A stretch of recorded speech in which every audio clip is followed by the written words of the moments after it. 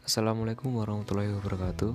Perkenalkan, nama saya Alang Rifana Dantaka, NIM D600180153. Di sini saya akan menjelaskan tentang apa itu kualitas dan perbedaan teori kualitas antar beberapa tokoh. Bab teori kualitas yang akan saya jelaskan di sini ada pada mata kuliah PPK atau Pengendalian dan Penjaminan Kualitas yang dipelajari pada semester 5 atau semester gasal. Kualitas atau mutu adalah tingkat baik buruknya atau taraf atau derajat sesuatu. Istilah ini banyak digunakan dalam bisnis, rekayasa, dan manufaktur dalam kaitannya dengan teknik dan konsep untuk memperbaiki kualitas produk atau jasa yang dihasilkan. Filosofi kualitas dapat dimaknai sebagai suatu sistem mendasar atau prinsip-prinsip yang memberikan landasan tindakan atau keyakinan, sehingga kerja dan pemikiran sejumlah ahli di bidang kualitas telah memberikan dasar bagi pengembangnya prinsip-prinsip manajemen kualitas modern. Filosofi kualitas merupakan latar belakang pengembangan misi, tujuan-tujuan strategis, target-target khusus, dan rencana-rencana organisasi dan membantu sumber daya manusia suatu organisasi di dalam memahami mengenai apa yang diharapkan dari mereka. Selanjutnya adalah tokoh teori kualitas. Sebenarnya tokoh teori kualitas ada banyak, namun di sini saya hanya menjelaskan 3 tokoh saja, yaitu William Edward Deming, Joseph Moses Juran, dan Philip Bayard Crosby. Yang pertama adalah William Edward Deming. William Edward Deming mengemukakan tentang mutu bersifat filsafat. Dalam bukunya yang berjudul Out of the Crisis, beliau menggabungkan konsep mutu mulai dari wawasan psikologis sampai dengan kultur mutu atau quality culture.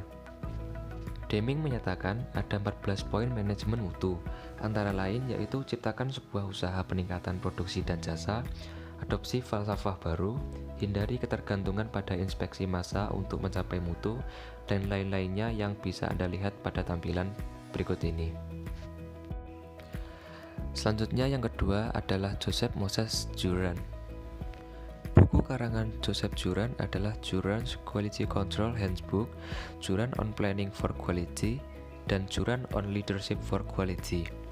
Juran termasyhur dengan keberhasilannya menciptakan kesesuaian dengan tujuan dan manfaat. Juran mengemukakan tentang mutu yang terkenal dengan istilah aturan 85/15.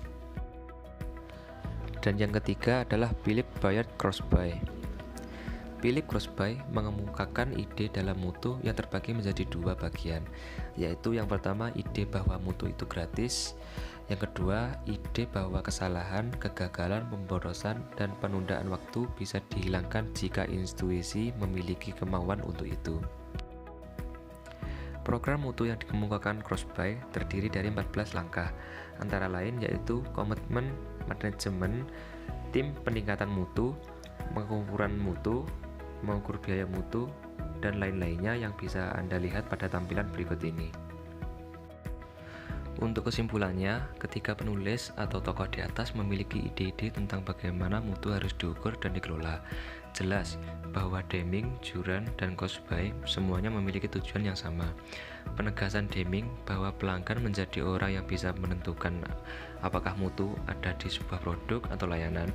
Juran mendefinisikan tentang mutu, dan Crosby mendefinisikan manajemen mutu ditentukan oleh pelanggan sebagai penentu terakhir dari kualitas suatu produk atau jasa tertentu.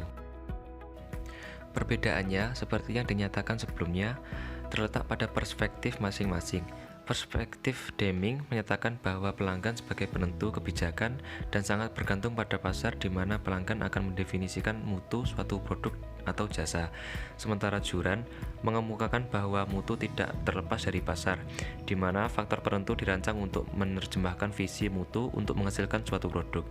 Sedangkan perspektif Crosby menyatakan bahwa pandangan manajemen ditentukan oleh mutu seseorang baik atau tidaknya tujuan mutu terpenuhi serta biaya yang harus dikeluarkan.